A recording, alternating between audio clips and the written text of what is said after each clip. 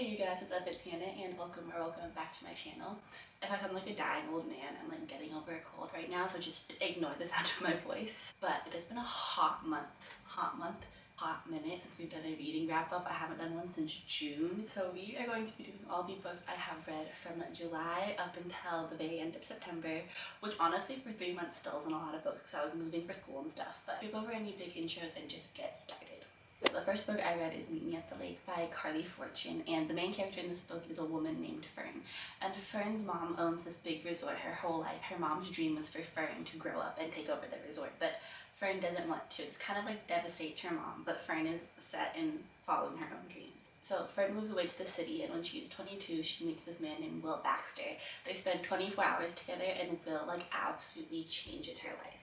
But then flash forward 10 years later, Fern hasn't heard from Will since that one night, and now she is back and she's grappling with the fact that she's either going to have to sell her mom's resort or she's going to have to take her mom up and own it. And then out of nowhere, Will shows up, and it is like a big whirlwind of like that day 10 years ago, like colliding with her present life now. And the concept was intriguing, but there was just like some themes of like low-key like not cheating but like insinuated cheating and like romanticizing things that shouldn't have been romanticized in my opinion. However, the next book is actually I think my second favorite read of the year so far, and that is Icebreaker by Hannah Grace. If you guys know me in real life, I have not shut up about this book since I read it. So this book follows Stas and Nathan, and this book honestly was so much more immersive to me because they go to a fake UC in Southern California. One of their colors is orange and their mascot is the Titans. And if you guys don't know, I go to Cal State Fullerton, which is in Southern California. Our colors are blue and orange, and our mascot is the Titans. So I could like really easily picture this book in my head because I was picturing my own school. Stas is a professional figure skater. She's training for the Olympics. She's on her school's like skating team. Is it a team if she's just like a duo pair? Anyways, so she skates for her school, and she is very type A, very on track for the Olympics with her skating partner. And Nate is the captain of the hockey team, and something happens and the hockey team's arena is trashed, so they end up having to share with the figure skaters. Stas is not happy about this. This is cutting into her practice time, and everyone on the hockey team makes amends with her, and like she likes all of them except for Nate. Nate just gets on her nerves, and obviously you watch them grow from like he like becomes her step-in teammate, and they go from like he's like trying to like win her over, and she goes from like hating him to like liking him, and it's so good. If you're a very type A, very your planner is your lifeline kind of person, you will find Stas so relatable. It really shows that you need to work on yourself before you can be with someone, but it also shows how you can find a reliable partner that will like help you through your struggles and help you overcome things. And he is so perfect. He is like in my top 5 boyfriends. I gave this book a 5 out of 5, which was really surprising to me because I was not expecting to like it. And then I read another very book talk famous book, which is Better Than the Movies by Lynn Painter. And I actually gave this book a 3 out of 5. I did not like it as much as I thought I would. Also, my AC just kicked on, so if you can hear that, sorry. Better Than the Movies follows this girl named Liz, and her mom died when she was a kid, and her mom had a big connection off of watching rom-coms. So her whole personality is that she wears quirky like 1950s looking ish clothes, and she loves rom-coms, and she has this rivalry going on with her neighbor Wes over this parking spot in front of both of their houses. And her childhood crush moves back home, and she is like in love with this man, so she makes Wes a deal, and if Wes helps her get in with her crush, then she'll give Wes the spot forever. So that is kind of the duo they've struck up during this book, and I liked it, but my only thing is I like books that are very 3D, and I thought these characters were very 2D, and like they each had 1 or 2 personality traits, and that was it. Like there was no more depth to them. But it was a cute book. It was a cute little rom-com, just not my favorite thing I've ever read. And next I read the first off-campus book a few reading wrap-ups ago, and in the last couple months I read the other 4. So we're kind of going to do a speed run of books 2 through 5 of the off-campus series because I don't want to spend too long talking about it, but they are all individual books. They can all be read as standalones, but I would recommend reading them in order. The second book in the off-campus series is called Mistake, and this book follows Grace and Logan. Grace is a freshman. Logan is I think he's a junior in the book. Is he a junior or senior? I think he's a junior. But they meet one fateful night because he accidentally knocks on her door instead of his friend's door. They kind of start a little friends with benefits thing, but then Logan messes up. Like it's called the mistake because this man makes a big mistake. And Grace wants nothing to do with him from this point on. And so the whole book is Logan kind of chasing after Grace and like proving himself, but also Grace becoming her own person and not just being a people pleaser and following what her friends want her to do. And Logan jumps through hoops. This man does the most to make her happy, and I love it. I think they are tied for my favorite off-campus couple. I gave this a 4 out of 5. And the third book in the off-campus series is called The Score, and this book follows Dean and Allie. So if we go back to the first book, Allie is Hannah's best friend, and Hannah's the main character in that book. And Allie is a relationships girl. Like, she doesn't do flings, she doesn't do one-night stands. She finds a man, she sticks with him, they're in a relationship. And Dean is the complete opposite of that. He is like an F-boy to the extremes, one-night stands. He slept with like half the campus, honestly probably the entire campus. But Allie and her boyfriend break up, and she needs a place to stay the night because her boyfriend keeps trying to come back to her apartment and apologize. So she goes and stays at the house that all the hockey players live in, but Hannah and Garrett aren't home. Dean's the only one home. And the number one rule that Garrett gave Dean was don't hook up with Allie. And what does he do? He hooks up with Allie. It's a one-time thing, and Allie is very firm in the fact that this is never happening again. She's not hooking up with him again. But Dean can't get Allie out of his head, so he's chasing after her, and it goes from being like a secret friends with benefit to like an actual relationship. And I gave this one a 3 out of 5 just because Dean is my least favorite boy, and I don't like. He's a good guy, but I feel like he's very selfish in the way he treats Allie sometimes. Maybe that's a hot take. I don't know. So 3 out of 5, but I still liked it. And then we have The Goal, which is the 4th standalone book in the series, and this book follows Tuck and Sabrina.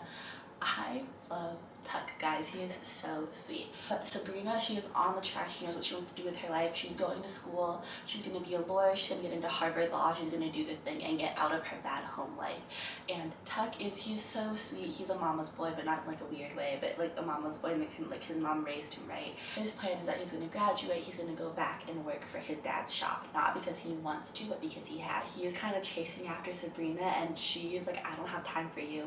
But she ends up falling pregnant. That's not a spoiler because it's literally on the back of the book, and I typically hate accidental pregnancy tropes, but the way they did this one was so good. And the way Tuck's whole thing is like, he sees how much Sabrina is struggling, and he is going to give her as much love as she will take from him and never expect more from her that she said she's willing to give. And I don't know, it's cute.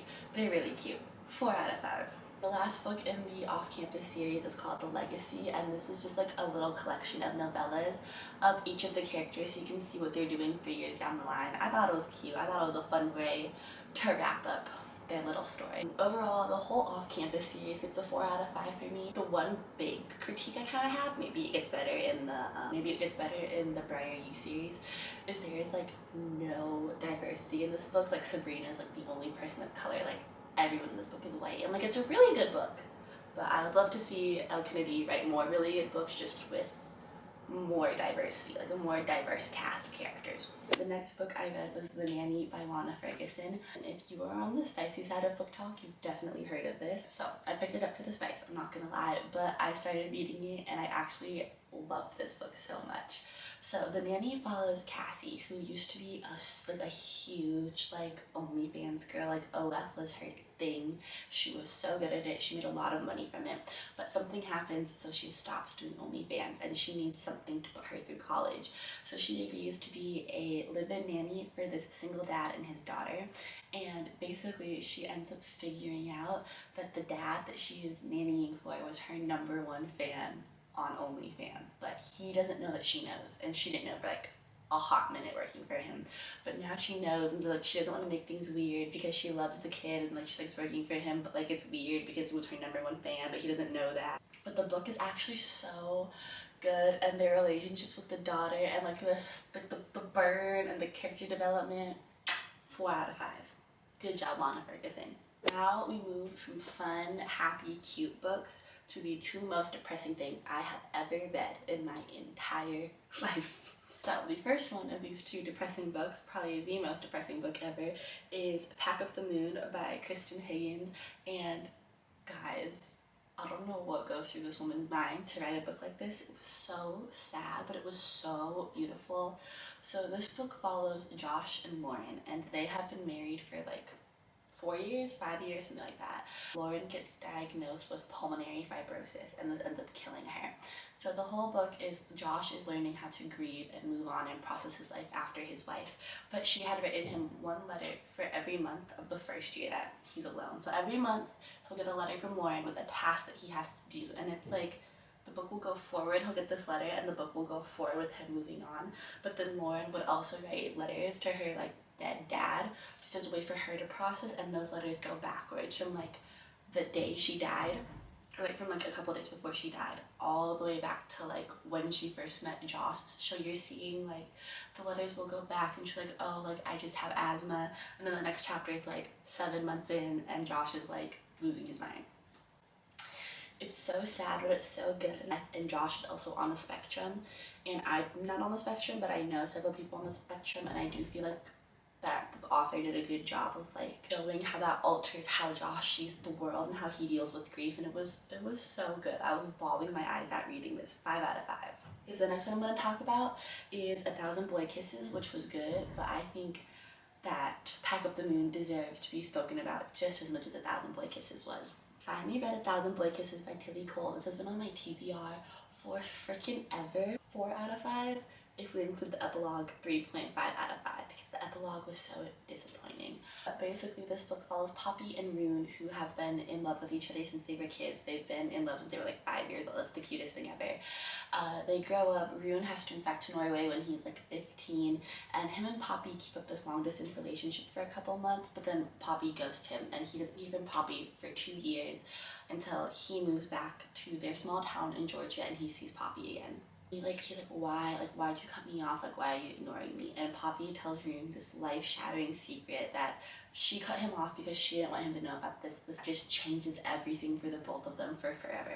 And the book is called A Thousand Boy Kisses because Poppy's grandma's favorite memories were her kisses with her grandpa. With Poppy's grandpa, not the grandpa's grandpa, that'd be weird. And the grandma gives Poppy this jar with 1,000 pink paper hearts in it, and she tells Poppy to fill up this jar with her most special boy kisses so that she can tell her grandkids about it one day. So the book is Poppy collecting these kisses with Rune and like just going through normal growing up stuff. I have a movie that I could 100% compare it to, but it would spoil the book for you. So I'm not going to do that, but I will say the book was good. It's definitely very YA, but the epilogue makes me so mad. So mad. So if you've read this book, please let me know what you thought of the epilogue, because I was actually livid. Like, I sat here in shock for like 5 minutes. The final book we are going to talk about is actually my #1 book of the year. I don't think it's going to change unless I like the second book better because it's about to come out. But that book is Fourth Wing by Rebecca Yaros. I'm so sorry if I said her last name wrong. This book is so hyped up and so talked about, and for a good reason, because oh my goodness, I was so sucked in. So this is like an intro to fantasy for people that aren't super duper into fantasy, which I'm not, but now I'm gonna go read so much more fantasy. This book takes place in a war college, specifically in the Riders Quadrant of the war college, where all these like 20-year-olds are gonna learn to like ride dragons and then go into war. But there's so much you have to do. You have to prove that you're worthy of your dragon and yada yada yada. And the main character in this book is Violet Sorrengail, and she is the daughter of this like super famous war general. You either love her or you hate her, because she also causes massacre. Like, a lot of people think the massacre was deserved. It's confusing. It's confusing to explain. But Violet has a lot of physical disadvantages. She's not super strong. She has a chronic illness, so no one thinks she's gonna make it. But also in this war college is Zayden Ryerson, who is the kid of a guy that her mom is directly responsible for the death of. So they're like enemies. It's enemies to lovers. It's a morally gray main character. It's slow burn. The tensions are high. I did not explain this well at all, but you guys, it's so good. Like, just go read it. It's so good. But enough of my blabbering. My laundry is about to be done, so I need to go pick that up. I try to upload as much as I can, and I'll see you guys in the next one. Bye!